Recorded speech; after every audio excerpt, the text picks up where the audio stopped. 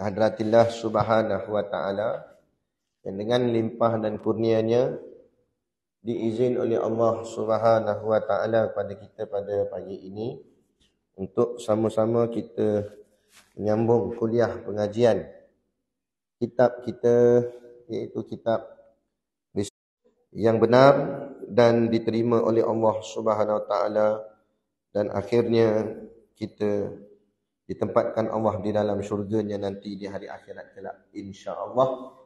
Amin ya rabbal alamin. Yang sedang kuasa muslimat yang amat disanjungi, para asatizah, alim-alim ulama, tuan-tuan guru, ustazah dan ustazah yang hadir, mohonlah ditegur kepada hamba yang fakir dalam bidang ilmu ini. Sekiranya apa yang disampaikan dan dikongsikan ada salah dan silapnya, yang kita kasihi ayah-ayah, ibu-ibu, pemuda-pemudi muslimin dan muslimat yang dirahmati Allah sekalian. Kita sambung kitab Jawi Lama, muka surat 3, baris yang ke-5 daripada atas, nombor 1. Kan?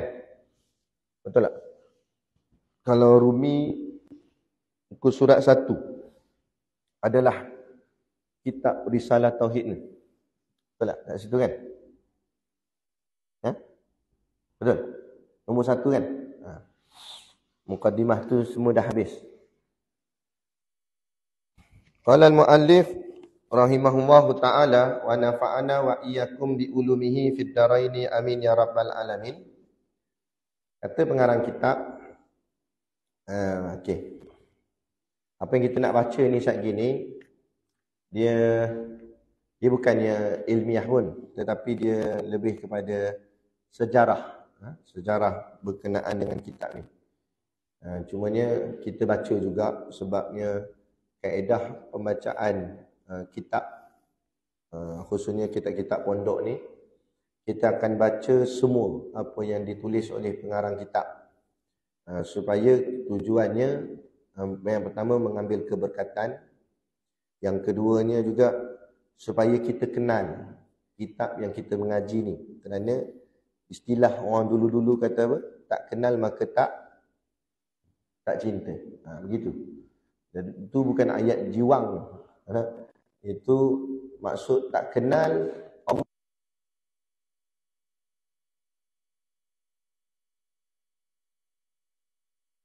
maka takkan cinta dia pada ilmu agama. Baik, kata musannif nombor 1,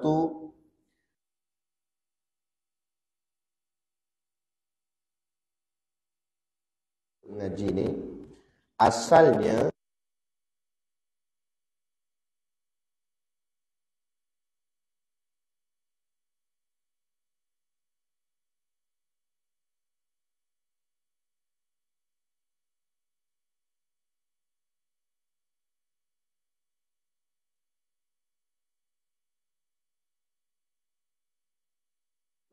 guru agama, seorang ulama yang nama dia Datuk Haji Abdullah bin Abdul Rahman, dan beliau adalah bekas yang dipertua jabatan. Daripada sebuah kitab tauhid. Jadi sebenarnya kita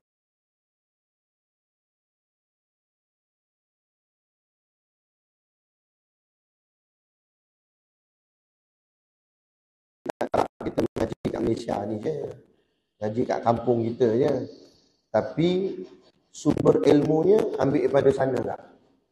Jadi asalnya asal kitab Arab, tapi kitab ni telah diterjemahkan, yang telah ditetapkan oleh Menteri Pelajaran Mesir.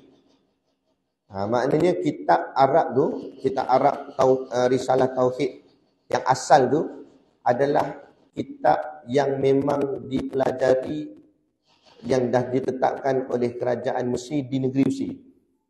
Maknanya kita mengaji ni macam mengaji kat Mesir kan? Walaupun kita mengaji kat Sungai Kerang, Sungai Tinggi. Jadi kita jadi orang Mesir ni. Kan? Menteri Pelajaran Mesir, dia kata. Jadi pelajaran di dalam sekolah-sekolah Mesir. Jadi asal isi kitab ni adalah daripada pelajaran di Mesir. Yang kedua, nombor 2. Asal terjemahan itu ialah matan sahaja. Okey, ini untuk makluman kita bersama lah. Biar kita faham. Dalam pengajian berkitab, kitab ni dia ada 3 kategori. Ni supaya kita ambil tahu. Kita orang mengaji ni kena ambil tahu. Barulah beza orang mengaji dengan tak mengaji. Pembahagian kitab dia ada 3 pembahagian. Kalau kita jenis mengaji kitab ni. Yang pertama namanya matan. Yang kedua namanya syarah. Yang ketiga namanya hasyiah. Dia ada matan, dia ada syarah, dia ada hasyiah.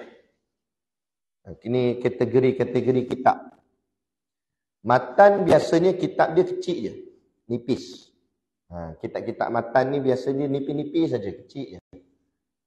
Kalau pernah tengoklah kitab matan Ummul Barahin ataupun saya rasa ada juga jemaah muslimat yang kat sini ikut kuliah saya dekat Madrasatul Ma'arif.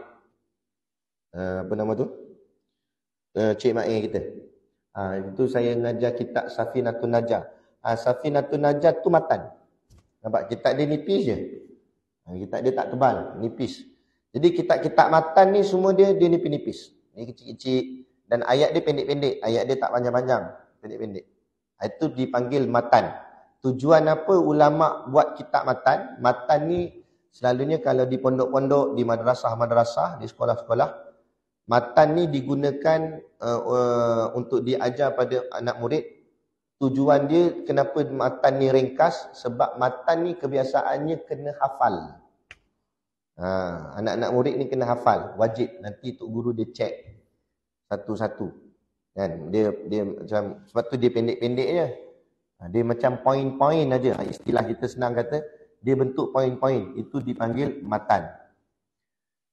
Kemudian kategori kedua, nama kategori kitab iaitu syarah. Syarah ni dia menghuraikan matan. Dia kitab lain pula. Tapi kitab tu dia menghuraikan matan tadi.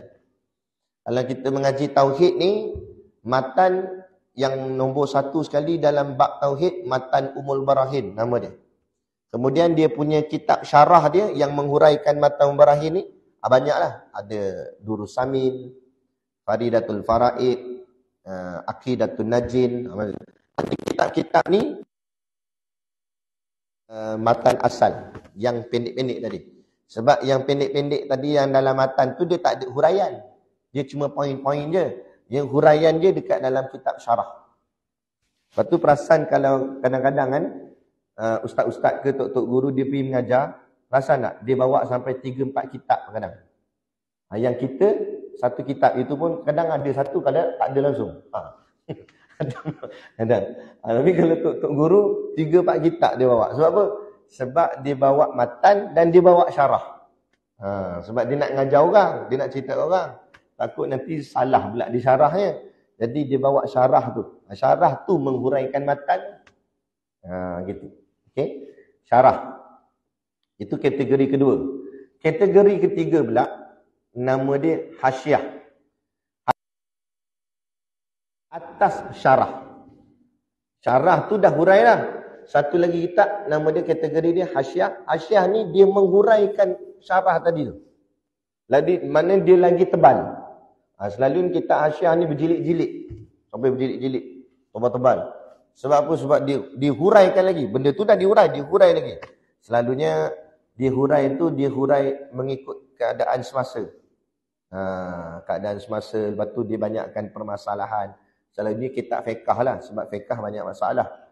Masalah kalau macam ni, macam mana hukum macam ni, macam mana zaman terkini, macam mana. Contoh macam zaman kita hari ni, ada benda-benda baru. Contohnya vape. Zaman dulu mana ada vape. Lepas tu kalau baca kitab pondok lama, tak ada Tok Syekh tulis, maka hukum vape itu, tak ada. Sebab zaman dulu kan ada benda-benda macam tu. Jadi benda-benda baru akan muncul lah. Jadi selalunya kitab-kitab hasyiah ni, dia akan update lah. Dia akan huraikan benda-benda yang isu semasa. Jadi begitu kedudukan kitab. Dia ada namanya matan, dia ada namanya syarah, dan dia ada namanya hasyiah. Kebiasaannya mata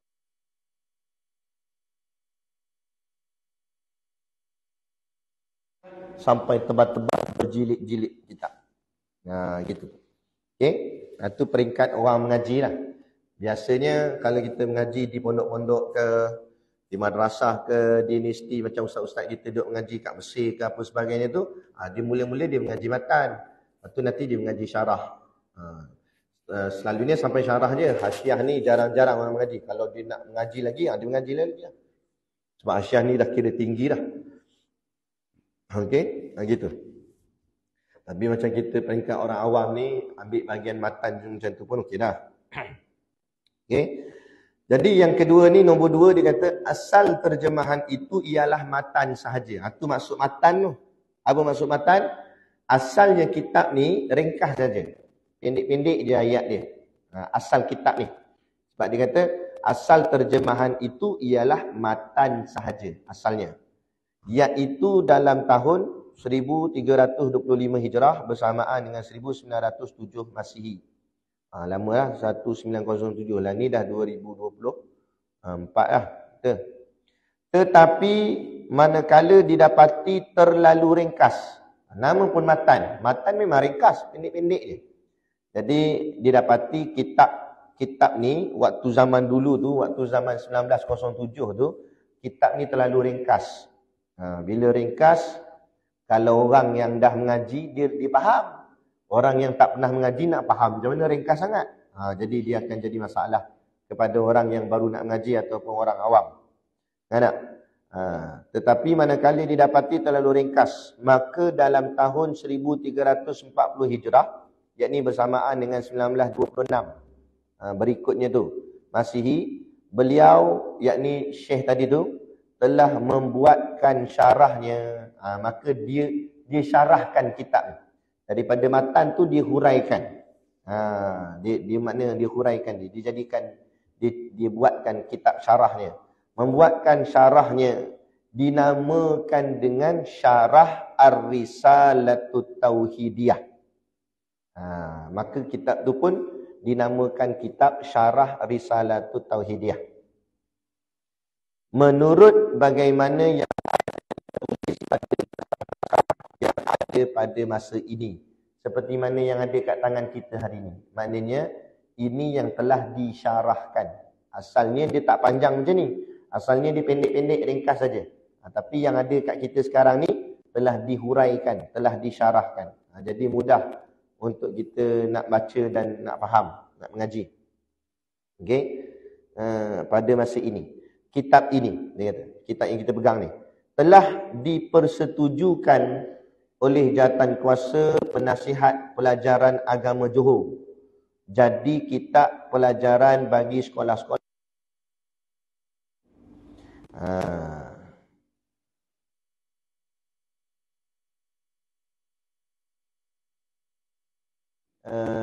Arahan Kerajaan Negeri Johor untuk dijadikan buku teks yang diajar di sekolah-sekolah.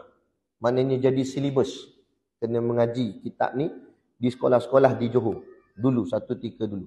Okey, kenapa dia sebut Johor? Untuk makluman kita bersama, suatu ketika dululah. Bukan sekarang ni, suatu ketika dulu. Negeri Johor adalah antara negeri yang terkedepan dalam soal ilmu agama.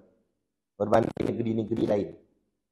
Dan kita pernah menyaksikan negeri Johor pernah memakai mufti daripada orang Arab. Kan? Daripada Syekh Arab. Johor dulu ke depan soal agama dia.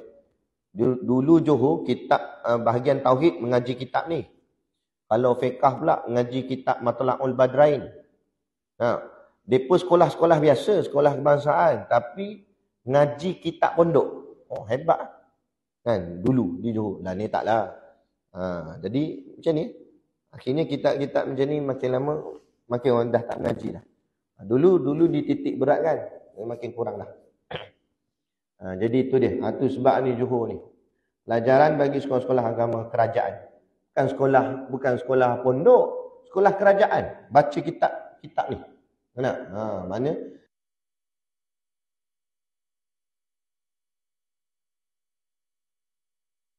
Boleh angkat semula. kitab-kitab lama macam ni, kitab-kitab pondok, tapi diajar di sekolah-sekolah kerajaan, sekolah kebangsaan. InsyaAllah moga-moga masyarakat pun jadi berilmu, jadi berakhlak elok. Tapi dia tidak.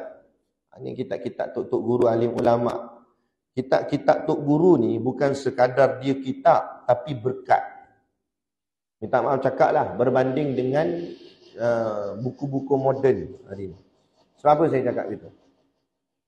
Kitab-kitab lama, yang pertama sebab dia ulama besar. Yang karang ni ulama-ulama, tok guru. Nak banding dengan zaman hari ni. Yang kedua pula, mereka karang kitab, mereka tak berhajat kepada dunia. Cuba tengok harga kitab ni, berapa ringgit. Harga ni sekadar nak bayar kilang untuk cetak. Mereka tak makan royalty, tak makan keuntungan ke apa, tak ada. Mereka cuma nak ilmu itu disampaikan, jadi pahala, mati esok dapat pahala.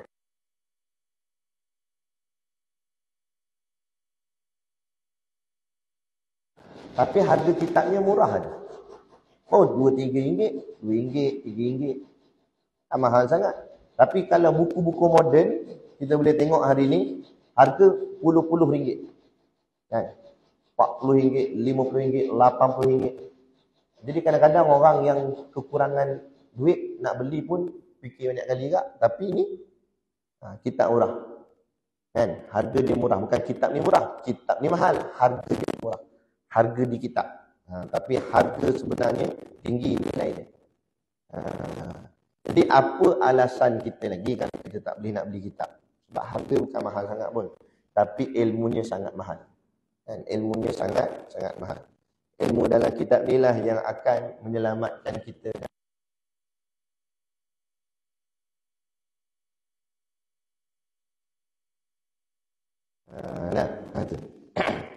Baik. Sungguh pun risalah itu telah diperbuatkan syarahnya. Kitab ni asalnya matan. Lepas tu Syekh dah buatkan syarah, dah huraikan. Jadi dia kata sungguh pun kitab ni dah dibuatkan syarahnya. Tetapi oleh terjemahannya masih banyak yang berhampiran dengan telatah susunan kata secara bahasa Arab. Okey, yang ni saya nak cerita, payah juga kalau orang tak biasa baca kitab-kitab lama, dia tak tahu nak bezakan. Dia maksud di sini, asal kitab ni, dia punya susunan bahasa dia ikut style Arab. Ikut style tata bahasa Arab. Tata bahasa Arab ni macam mana cakap? Dia ada isimnya, ada fa'ilnya, ada harafnya. Dia banyak dia ada kaedah-kaedah dia.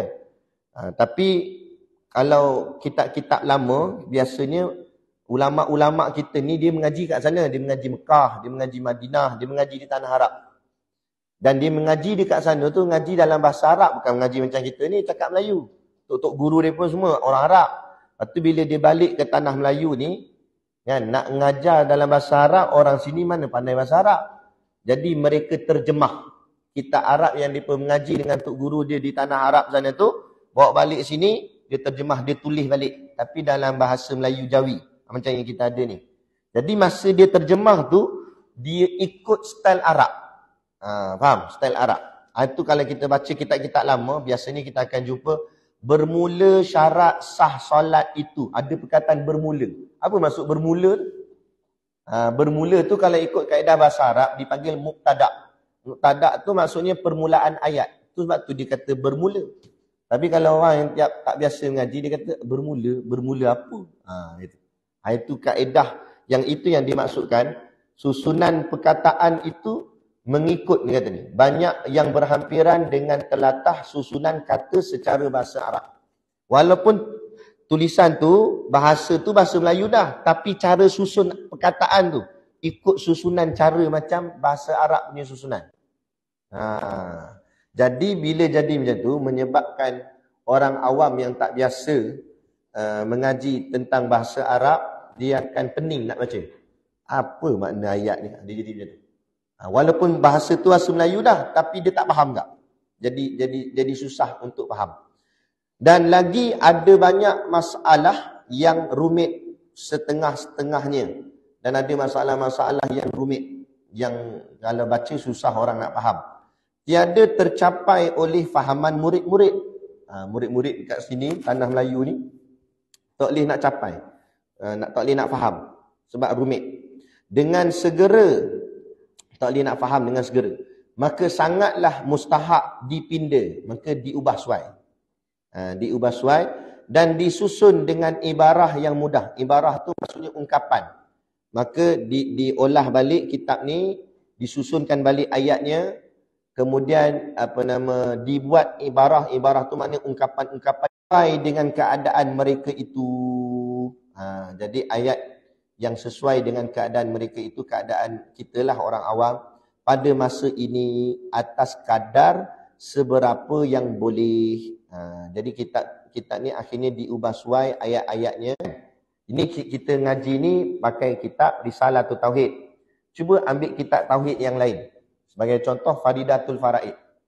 Cuba baca kitab Faridatul Faraid. Kalau orang tak biasa mengaji kitab pondok ni, nak baca, tak faham maksud ayat dia tu. Sebab apa? Sebab cara susunan tu ikut cara telatah Arab. Faridatul Faraid, Misbahul Munir. Lagi payah ni kitab Maquratul Amani. Itu lagi payah. Maquratul Amani, itu semua. Tapi Risalah Tauhid ni asalnya macam tu juga, tapi mereka dah ubah suai. Susun balik ayat tu bagi mudah orang awam faham. Macam tu. Tu maksud dia. Sebab tu kalau orang minta saya mengajar tauhid, biasa mana kitab ni saya banyak mengajar di banyak-banyak tempat, banyak masjid, banyak surau. Lepas tu bila ada masjid surau minta, ustaz boleh tak buat kuliah bulanan tempat kami nak mengaji tauhid, ustaz mengajar tauhid. Kitab apa sesuai Ustaz? Ana akan jawab, ana akan recommend kita pakai kitab Risalah Tauhid. Sebab apa? Sebab bahasanya mudah untuk orang awam faham. Tapi kalau saya mengajar di pondok, saya pakai kitab lain. Pakai kitab yang ni lah sesuai untuk pelajar di sana. Tapi untuk orang awam, untuk peringkat mula, ini kesesuaian. So, manalah tahu kalau takdir kata kita khatam kitab ni, lepas tu kita nak mengaji kitab Tauhid juga, tapi yang dalam sikit, nanti kita akan mengaji kitab lain pula. Tapi untuk peringkat mula, ini saya kiranya sangat sesuai. Sebab saya dah baca, saya dah belajar, saya tengok bahasa dia tu mudah. Untuk kita yang baru nak berjinak ataupun baru nak belajar, jadi mudah dapat tangkap dan dapat faham dengan bahasanya yang mudah, insya-Allah. Apa-apa pun yang memudahkan itu Allah lah. Okey, selesai. Nombor 4. Yang ni dia lebih kepada cerita sejarah kitab ni je. Yang keempat, maka dengan persetujuan Al-Ustaz Akmaluddin, anak kepada Allahyarham itu, Syekh tadi. Ini anak dia pula. Syekh tu dah tak ada, meninggal. Anak dia pula. Kami telah berdiri dengan seberapa yang terupaya meminda dengan dicetak, dengan dicantumkan. Dengan dicantumkan matan dan syarah. Akhirnya dua orang ulama ni, yakni Syekh Abdul Ghani Yahya dengan Syekh Omar Yusuf yang karangkan kitab ni, dengan minta izin daripada anak penterjemah asal tu, mereka olah balik kitab ni dan mereka gabungkan antara matan dengan syarah. Sekali, pada mengelokkan susunan katanya dan susun balik ayat tu bagi senang faham, dan ditambah apa yang difikirkan patut, kemudian ditambah apa-apa yang patut yang berkait dengan alam Melayu kita ni, ditambah macam tak sesuai, dia bawa keluar, dia tak letak dalam kitab ni. Sebab ialah kadang-kadang adat di Mesir dengan adat kita orang Melayu ada yang tak sama. Kan? Jadi mana yang rasa tak perlu, dikeluarkan, ditinggalkan. Maka terciptalah ia seperti yang ada ini untuk persembahan kepada anak bangsa. Maka hasil olahan apa semua tu, terhasillah seperti yang ada pada tangan kita hari ini. Inilah hasil yang telah diolah, yang telah disusun semula oleh guru kita dua orang ni, iaitu Syekh Abdul Ghani Yahya dengan Syekh Omar Yusuf. Dua orang. Bukan seorang, dua orang. Dia buat kerja sama-sama. Dan tujuan dibuat untuk apa? Persembahan kepada anak bangsa. Mana-mana? Anak bangsa kita Melayu. Moga-moga orang Melayu kita dapat kenal Allah, dapat betul akidah. Itu pun kalau yang nak mengaji, tak nak mengaji, tak jadi apa tak. Tapi percayalah, ayah ibu yang dirahmati Allah sekalian, mengajilah kitab ni betul-betul selagi ada masa, selagi ada ruang dan peluang. Saya cakap saya, mungkin 10 tahun lagi atau 20 tahun lagi kitab ni dah tak ada. Saya cakap, kitab ni dah tak ada. Kitab ni akan pupus. Sebab apa? Dari sekarang kita dah nampak dah gaya dia. Gaya apa? Gaya orang dah tak minat mengaji kitab-kitab seperti ini. Kalau kita buat kuliah, saya merata kuliah masjid surau banyak tempat. Kebanyakan yang ikut kuliah macam ni adalah, minta maaf cakap lah, otai-otai masih berbisa. Anak-anak muda jarang. Ada tapi tak ramai sangat. Sikit sangat. Jadi yang kita-kita ni ialah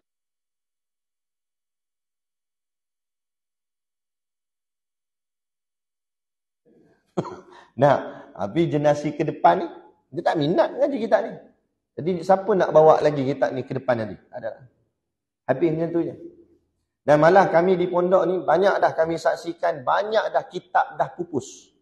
Maksud pupus tu, kitab tu pun dah tak ada lah. Tu guru kami mengajar di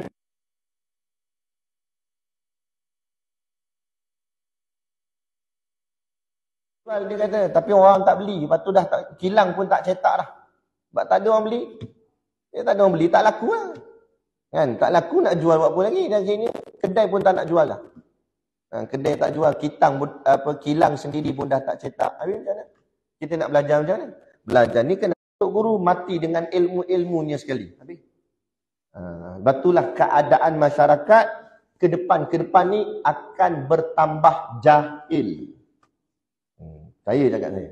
Akan bertambah jahil. Apa pun tak kerti. Semua tak kerti. Saya ambil satu jadi mayat. Dia pun meninggal.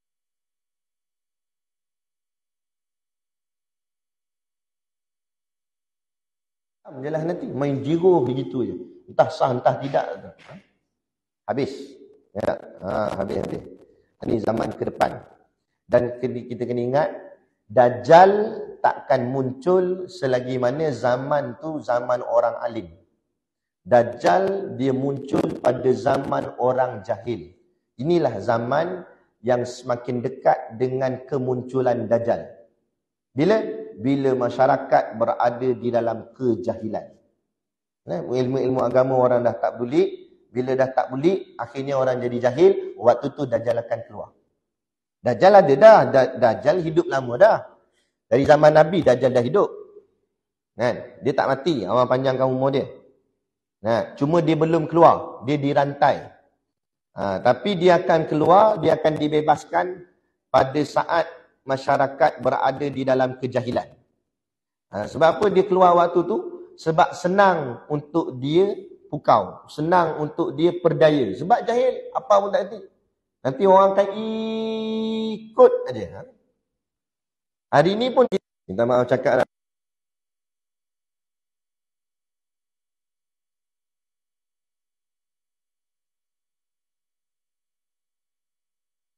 Khutbah Jumaat. Tajuk dia pasal bayar cukai. Cukai ni kalau ikut sistem Islam, perundangan Islam, kewangan Islam, cukai ni haram. Cukai untuk orang kafir. Orang Islam, zakat. Kan? Cukai ni haram. Ada kaul yang kata harus. Ada pendapat kata boleh. Pemerintah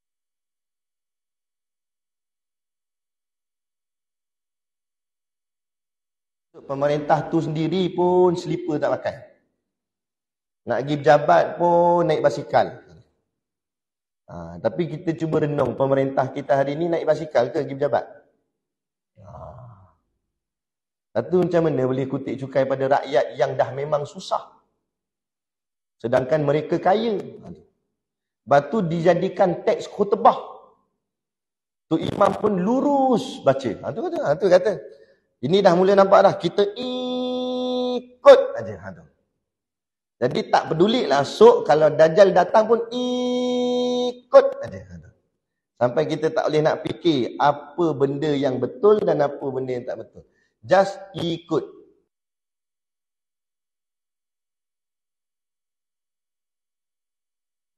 Semua duk main jawab gitu. Sampai nak macam ni Ustaz, ni dah arahan Dajjal, ikut je lah. Nak jawab betul. Betul tak betul? Nah, kita hamba Allah, bukan hamba manusia, bukan hamba kerajaan, bukan hamba orang, bukan hamba siapa-siapa. Bila hamba Allah, ikut Allah. Kan? Tapi kalau kita ikut orang, itu jadi hamba orang. Tak? Jadi cerdik. Kalau tengok benda ni macam tak kena, pandai-pandai lah. Kan? Pandai-pandai lah kita. Macam hari ni, mereka cuba nak sekat majlis-majlis ilmu dengan alasan soal tauliah tak habis-habis. Kan? Yang konsep apa semua tak ada pula nak bicara soal tauliah ke tak tauliah. Kan? Akhirnya Masjid Surau pun stop. Tak panggil dah ustaz-ustaz ni atas alasan tauliah tak ada lah, daripada negeri lain lah, apalah itulah inilah. Akhirnya masyarakat kita dah lah jahil bertambah jahil. Kelas pengajian tak ada, dibatalkan. Ustaz dah tak dipanggil, gitu gini. Ada kata ikut aja. Pandai-pandailah kita. Kan? Buatlah macam mana pun. Kan? Mungkin kita buat tapi jangan bagi tahu dia ke. Pandai-pandailah, takkan semua nak kena cerita. Maknanya kita kena pandai. Macam itulah Rasulullah masa mula-mula Islam nak naik di zaman jahiliah. Kalau Nabi ikut pemerintah waktu tu, pemerintah jahiliah. Kan? Abu Jahal, Abu Lahab waktu tu yang memerintah. Kalau Abu Jahal, Abu Lahab bagi tak Nabi berdakwah? Tak bagi. Adakah Nabi stop dakwah ikut Abu Jahal? Tak. Pandai-pandai. Itu yang dipanggil dakwah secara sir. Senyap-senyap. Nabi berdakwah dekat rumah Al-Arkam bin Abi Al-Arkam. Tapi bergerak juga. Kena bergerak. Kali kalau kita ikut, habislah Islam kita. Kita kena bergerak. Cuma macam mana cara dia? Pandai-pandailah kita. Sebab kita kena ingat, kita hamba Allah, bukan hamba makhluk. Kan? Kita ikut perintah Allah, bukan ikut perintah makhluk.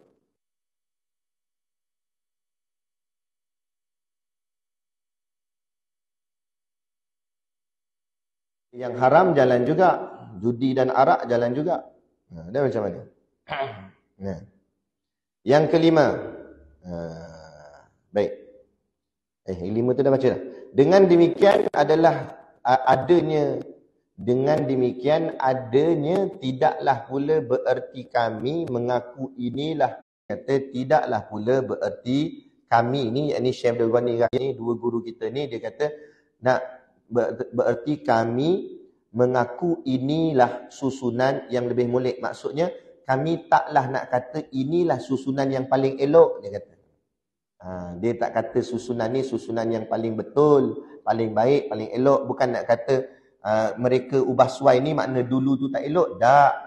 Bukan dulu tu tak elok. Cuma kaedahnya. Mungkin tak sesuai kalau nak pakai cara dulu pada zaman hari ni. Macam ni juga. Di zaman hari ni kita punya dakwah lebih kepada cara media. Nanti kita buat rakaman, TikTok, buat live Facebook. Tapi bukan bermaksud cara tok-tok guru kita zaman dulu tak betul. Tak betul pada zaman dia. Tapi pada zaman ni ada kaedah lain pula untuk sampai dakwah. Zaman dulu-dulu tok guru duduk di pondok. Kan, orang nak mengaji agama pi pondok, pi mengaji dengan tok guru, duduk di pondok, pi dengan kuliah tok guru di pondok. Lah ni kalau tok guru duduk di pondok, kan, orang tak pi pondok. Nampak? Jadi masyarakat semakin jahil. Akhirnya tok guru terpaksa keluar daripada pondok, duduk pergi dengan masyarakat, pergi ke masjid, pergi ke surau. Kan? Lepas tu pergi ke masjid pun tak boleh juga sebab orang pula tak datang masjid. Dah pula dah. Pondok tak pergi, masjid pun tak pergi tak. Habis macam mana nak buat? Akhirnya tok guru masuklah pula kat dalam media. Masuklah dalam YouTube lah, masuklah dalam TikTok. Sebab apa?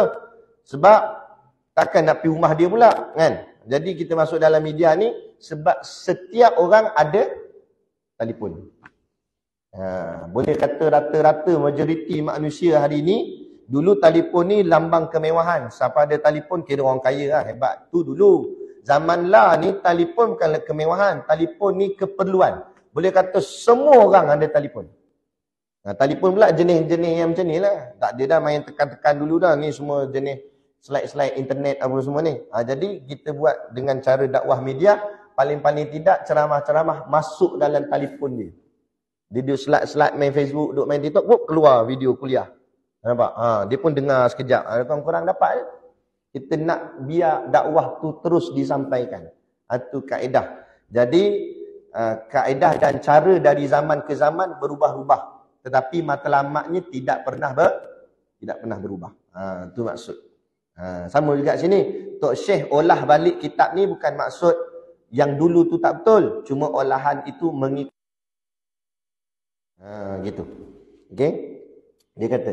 Dan memberi puas hati dengan sepenuh-penuhnya. Dia kata kitab yang ada ni taklah dapat memuaskan hati sepenuhnya. Lah untuk nak tolong masyarakat. Itu maksud. Padahal kita baca ni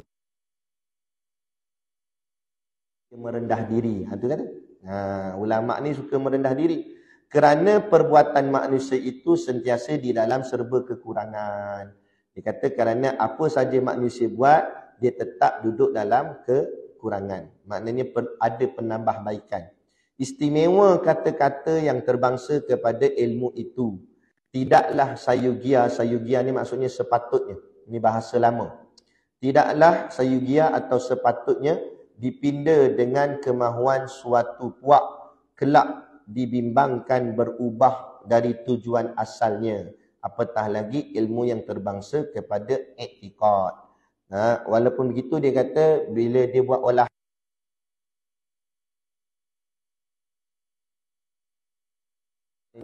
nak ubah suai, nak olah boleh.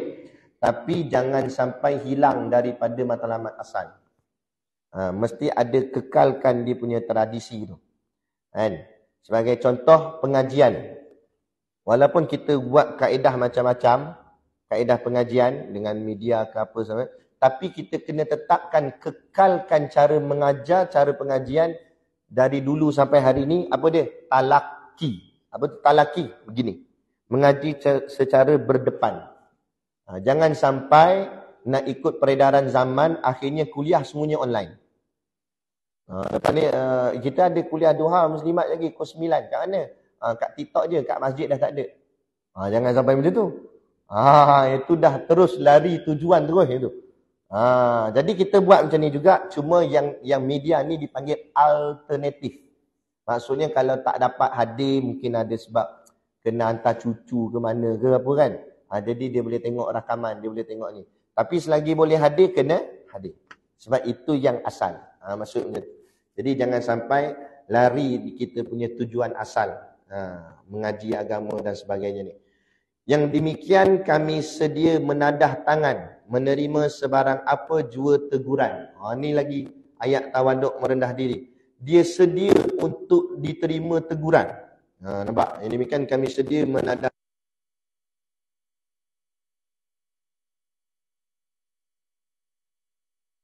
kami dan sedia mengubah atau menarik balik kata-kata yang terkhilaf itu. Seandainya dalam diisi kitab ni ada salah silap dan sebagainya, maka diminta tolong tegur dia. Nanti dia ubah balik dan dia tarik balik permohonan maaf. Dan dia kata kepada Allah jua kami memohon ampun atas kecuaian kami. Kalau kami ada salah silap tulis dalam kitab ni, kami minta ampun pada Allah sebab kami cuai, dia kata. Padahal kami tu siapa dalam ayat ni? Tok guru dah tu, ulama ni, bukannya orang biasa. Dan kepadanya jua kami berharap kerja ikhlas semata-mata. Harap apa yang ditulis ni jadilah ikhlas di sisi Allah. Maknanya buatnya kerana Allah, bukan kerana dunia dan sebagainya. Semata-mata kerananya ni Allah. Amin ya rabbal alamin. Tu Syekh Abdul Ghani Yahya dan Syekh Omar Yusuf, nama dia bawah tu. Johor Bahru, 18 Safar 1372, 6 November 1952. Hari ni orang tulis buku, dia tulis macam mana? Dilarang mengutip, dilarang mencetak semula, fotokopi atau mengubah suai. Dia tulis tu. Dilarang tu apa? Ulama dulu dia tulis apa? Kalau ada salah, tolong tegur dan saya betulkan balik. Beza tak ayat? Sebab apa? Ulama dulu dia rasa dia silap. Orang sekarang dia rasa dia betul. Tak percaya baca netizen komen. Kita duduk mengajar perempuan-perempuan bagian komen. Wah, macam-macam dia tulis situ. Dia lawan kita balik. Dia sebab dia rasa dia betul lagi daripada tok guru. Dia rasa dia betul lagi pada ulama. Jam betul. Nak? Boleh? Okey. Betul dah habis kuliah kita. Takat tu je. Kita masuk sini pula. Muka surat 5. Kitab Jawi lah. Kalau Rumi apa? Surat 5 juga. Yang ni. Bismillahirrahmanirrahim. Tak payah hurai dah. Kita dah hurai dah hari tu. Alhamdulillah pun sama. Alhamdulillahirabbil alamin. Selesai. Wassalatu wassalam pun dah hurai. Ala sayyidina wa maulana Muhammadin sayyidil mursalin wa khatamin nabiyyin wa ala alihi wa sahbihi ajmain. Saya terjemahkan ajalah. Bismillahirrahmanirrahim. Dengan nama Allah yang Maha Pemurah lagi Maha Mengasihani. Alhamdulillahirabbil alamin. Segala puji tertentu bagi Allah Tuhan yang memelihara dan mentadbirkan sekalian alam. Wassalatu wassalamu ala sayyidina wa maulana Muhammadin. Bermula selawat dan salam ke atas junjungan kita dan pemimpin kita, Nabi kita Nabi Muhammad SAW, Sayyidil Mursalin, iaitu penghulu sekalian Rasul, wa khatamin nabiyyin, dan pengakhiran Nabi, wa ala, dan atas alihi, adik keluarganya Nabi, wa sahbihi, dan sahabat-sahabatnya Nabi, ajma'in sekaliannya. Permulaan, mabadi, seri pembukaan ilmu tauhid. Okey. Baik. Ini nak masuk bab yang pertama lah, permulaan. Apa yang kita nak bahas ni, tajuk dia, nama dia Mabadi Asyarah. Mabadi Asyarah.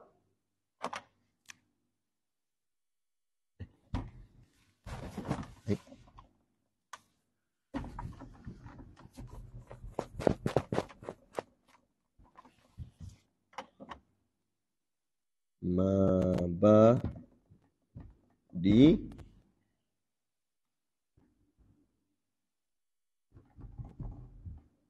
Asyarah. Mabadi Asyarah. Syaratun. Okey. Mabadi Asyarah. Nah, tajuk dia. Apa tu Mabadi Asyarah? Mabadi ni yang kita baca kat sini. Permulaan. Mabadi dalam kurungan ditulis seri pembukaan ilmu tauhid. Perkataan mabadi itu bahasa Arab. Jamak. Okey, bahasa Arab jamak. Apa tu jamak? Dalam bahasa Arab terbahagi kepada 3 dari sudut bilangan. 1, 2, 3 dan ke atas. 1 dipanggil mufrad. Mufrad. Yang 2 dipanggil musanna. Sini. Yang ketiga namanya jamak. Boleh faham saya punya khot. Ni namanya khot al-Burwasi. Khot saya tak cantik sangat. Jadi boleh baca boleh lah tak?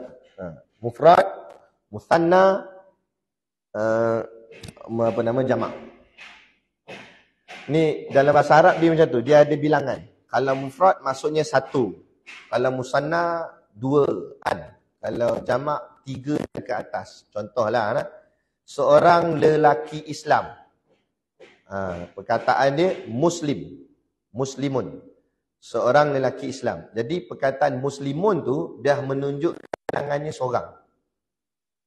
Jadi kalau cakap Melayu, seorang lelaki Islam, 3 patah kataan.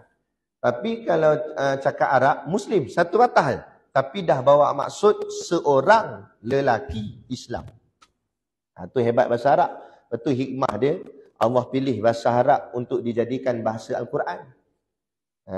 Bayangkan kalau Al-Quran tu diturunkan dalam bahasa Melayu. Agak-agak tebal mana Quran? Tebal. Ni tebal ni pun tak dan baca, tebal ni lagi tak buka terus ke apa. Kan tak? Itu mufrad, maknanya seorang. Kalau dua orang, dia jadi lain kataan dia. Kalau dua orang lelaki Islam, nama dia muslimani atau muslimaini.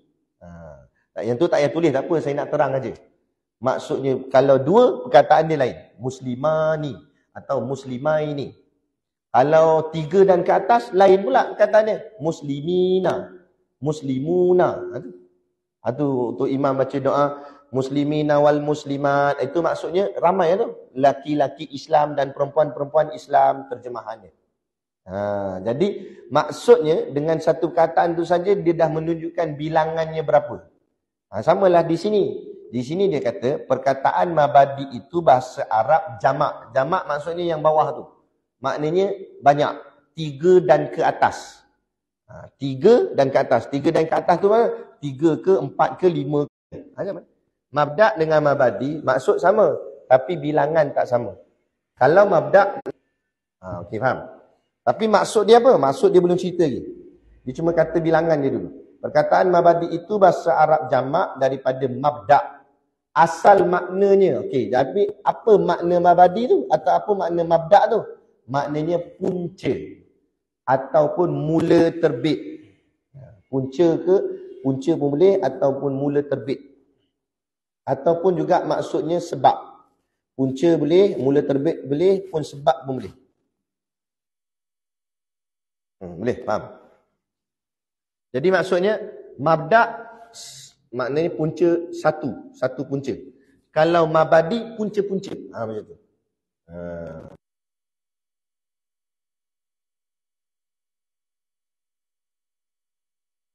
Atau mula terbit.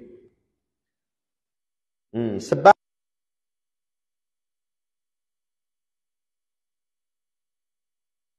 lagi untuk memahami apa tu mabadi,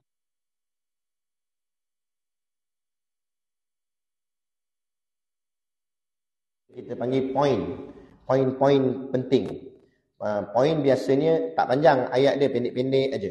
Sebab dia poin-poin saja. Macam ibu-ibu lah tulis nota apa saya cakap ni, mestilah tulis dalam bentuk poin, betul tak? Itulah apa nama mabadi tu. Tu poin. Keterangan yang ringkas. Atau tujuan sesuatu ilmu sebelum membaca atau belajar ilmu itu. Poin-poin yang ringkas yang kita kena tahu sebelum kita belajar ilmu itu. Belajar keseluruhan ilmu tu. Maknanya nak belajar sebiji kitab ni, sebelum tu kita tahu poin-poin penting dulu. Itu maksud mabadi tu. Okay, boleh faham? Hari ini orang sebut seri pembukaan atau anggaran dasar. Itu perkataan-perkataan yang orang gunalah. Orang sebut seri pembukaan, ada orang sebut anggaran dasar. Terpulanglah nak sebut apa pun, yang penting faham apa maksud dia. Okey. Tapi saya nak guna perkataan saya tersendiri untuk memudahkan orang awam faham. Mabadi ni pada saya lah kesesuaiannya, maksud kalau kita nak cakap bahasa moden hari ni, spek, ciri-ciri. Contoh kalau orang lelaki mudah faham lah. Macam kita nak beli kereta, kita mesti tengok spek dia dulu. Betul tak? Kita tengok transmission dia gear apa, auto ke manual, minyak dia jenis petrol ke diesel, cc dia berapa, kan? Tayar dia saiz apa. Benda lah, kriteria atau ciri-ciri benda tu. Kita mana dia main beli je, kita mesti tengok ciri-ciri dia, kesesuaian dia untuk kita pakai macam mana. Ciri-ciri tu dipanggil mabadi. Maknanya mabadi ni seolah-olah nak cerita ciri-ciri ilmu itu. Ilmu ni cerita pasal apa, ilmu ni siapa yang susun, ilmu ni ambil mana, macam tu. Ciri-ciri. Tu. Kalau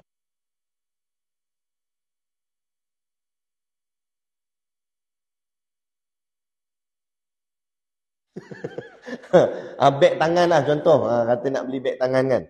Adakah ibu-ibu main beli je beg tangan? Mesti tengok beg tangan tu kapasiti dalam dia besar mana, boleh masuk. Sebab orang perempuan kadang-kadang beg tangan dia semua benda dia masuk dalam tu. Kalau boleh rumah pun dia masuk dalam tu. Nak, semua ada. Kan, anak kunci rumah, anak kunci ini, semua ada dalam tu. Kan, tu kadang-kadang. Tapi yang pelik ni dia cari dapat. Kita kalau cari tak jumpa. Kita kena tonggang terbalik, jatuhkan semua baru jumpa. Dia, ni apa abang cari tak jumpa ni? Dia marahnya kita. Saya cari jumpa. Dia kata, beg dia tahulah, kita mana tahu. Kan? Tapi nak ceritanya macam tu. Bila nak beli beg, biasanya orang perempuan mesti akan tengok kan, poket dia berapa. Kan, saiz dia besar mana, muat tak dia nak letak dia punya lipstick lah, apalah semua kan. Tengok tali dia pula panjang mana, boleh turun adjust macam mana, kulit dia kualiti ke tidak, ya nak mudah koyak ke tidak, brand apa, jenama apa, harga ada potongan less discount ke tidak, suami bagi beli ke tidak. Sebab dia pilih je yang bayarnya suami. Kan, pilih-pilih sampai kat kaunter dia cari kita. Kan tak? Jadi maknanya itu panggil ciri-ciri. Mana dia kita main beli je, kita mesti tengok ciri-ciri dia. Macam itulah mabadi ni. Mabadi asyarah ni maksudnya ciri-ciri ilmu tu. Sebelum kita mengaji, kita ambil tahu dulu. Ya, ilmu ni ilmu apa, nama apa, siapa yang susun, ilmu ni ambil mana, apa hukumnya, macam tu. Okey. Dan asyarah tu maksud apa? Siapa pandai bahasa Arab? Asyarah artinya 10. Kan? Kan kiraan nombor asyaratun 10. Jadi 10 tu maksudnya ada 10 mabadi, ada 10 ciri-ciri yang kita kena tahu sebelum kita mengaji ilmu tertentu. Dan mabadi asyarah ni bukan hanya ada pada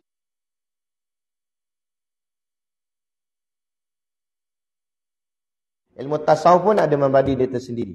Cuma yang kita nak bahas di sini ialah ilmu tauhid. Jadi yang kita nak belajar ni mabadi asyarah untuk ilmu tauhid. Ciri-ciri ilmu tauhid tu. Tu maksud dia. Boleh? Ada siapa tak faham? Boleh nak? Okey. Itu maksud mabadi asyarah. Okey, boleh. Okey, terus masuk kat situ. Adalah mabadi ilmu tauhid itu 10 perkara. Yang pertamanya nama ilmu ini. Jadi antara ciri pertama yang kita kena tahu sebelum kita mengaji ilmu ni, kita kena tahu nama dia dulu. Nama ilmu ini nama apa? Okey. Iaitu dinamakan ilmu tauhid, ilmu kalam, ilmu usuluddin, ilmu sifat, ilmu aqaid dan al-iman. Sebenarnya ada banyak lagi. Tapi ni antara yang disenarai. Maksudnya nama dia tu banyak. Tapi benda sama. Ilmu tauhid, ilmu kalam pun dia juga. Jangan nampak lain pula tak. Ilmu kalam tu ilmu tauhid lah. Cuma nama lain. Dia ada banyak nama. Ilmu usuluddin dia juga. Ilmu akidah dia juga. Ilmu sifat dia juga. Ada nama lain lagi, fiqhul akbar, dia juga. Itu nama-nama yang diberikan oleh ulama pada nama ilmu ni. Jadi kita kena tahulah nama dia. Ni sampai nama pun tak tahu. Macam kita berkawan, masyarakat ni. Pergi kuliah sama-sama tiap-tiap bulan selalu jumpa. Nama tak tahu. Orang panggil apa? Cik Kiah. Nama betul? Tahu nama apa. Orang panggil Kiah gitu. Contohlah kan. Ada Kiah sungguh sini. Kan? Adam tak tahu nama, kenalah kenal nama. Sama juga, kena tahu nama ilmu tauhid ni. Sebab apa? Istilah tadi kita sebut, tak kenal maka tak cinta. Jadi kalau nama ilmu pun tak tahu, tu kadang-kadang pengalaman ni, pengalaman saya pergi mengajar kuliah mana, kadang saya saja nak test AJK, nak tengok. Masa makan tu saya tanya lah, selain saya mengajar kat masjid ni, siapa lagi saya tanya. Dia pun sebutlah nama ustaz-ustaz tu, kadang kan kawan saya juga. Sebut nama ustaz ni, nama ustaz tu. Saya pun tanya lah, ustaz tu baca kitab apa? Tahu ustaz. Tahu, tak ingat lah ustaz. Tapi ada kitab tu kan tak? Tu saya tanya lagi. Dan kitab tu belajar pasal apa? Bidang apa? Entah ustaz. Entah saja semua. Tapi kuliah tiap-tiap bulan pergi. Bagus dia, tak pernah pergi. Tapi duk entah saja. Tak mahu macam tu. Kita mengaji biar kenal. Ilmu tu ilmu apa, kitab tu kitab apa, siapa pengarangnya. Kan? Nasib baik ustaz pun dia tak entahlah. Tak tahulah ustaz nama apa ustaz tu. Dengan ustaz pun tak kenal. Ya. Baik. Nama ilmu ini iaitu dinamakan ilmu tauhid. Kita hurai sikit bahagian nama tu. Salah satu nama dia tauhid. Ini yang paling famous lah, orang duk sebut selalu. Tauhid, tauhid. Tauhid. Tahu ke tak tahu? Tauhid. Tauhid, asal kataan dia ialah wahidun. Wahidun. Ataupun ahada. Ahada. Wahidun maksud apa? Saya tadi di mana ni? Wahidun. Satu. Ahada. Satu tak? Atau ahada mana tunggal. Tunggal mulia.